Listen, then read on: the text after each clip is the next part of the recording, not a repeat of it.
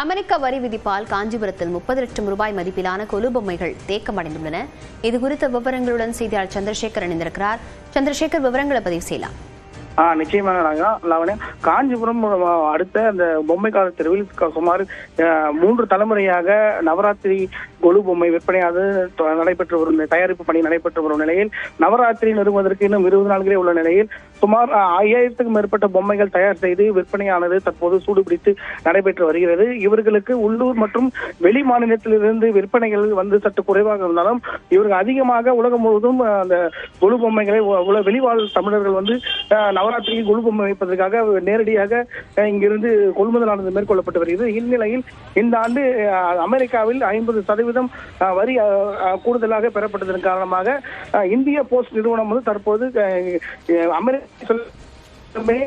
நிறுத்தி வைக்கப்பட்டதன் காரணமாக இங்கிருந்து அமெரிக்கா செல்வதற்கான 3000 5000க்கும் மேற்பட்ட கொலு பொம்மைகள் தற்போது தேக்கமானது நடைபெற்றது. இதனால் இது கொலு பொம்மைக்கு நம்பி 25 குடும்பங்கள் இங்க வாழ்ந்து வரும் நிலையில் 5000க்கும் மேற்பட்ட தொழிலாளர்கள் இந்த கொலு பொம்மை தயாரிப்பில் ஈடுபட்டு வருகின்றனர். மத்திய அரசு உடனடியாக இன்னும் 20 நாட்களே நவராத்திரி உற்சவம் துவங்க உள்ள நிலையில் மத்திய அரசு உடனடியாக கருத்தில் கொண்டு இந்த பிரச்சனை தீர்வு காண வேண்டும் என்பது இந்த வியாபாரிகள் பெரும் கோரிக்கையாக உள்ளது. விவரங்களுக்கு நன்றி சந்திரசேகர்.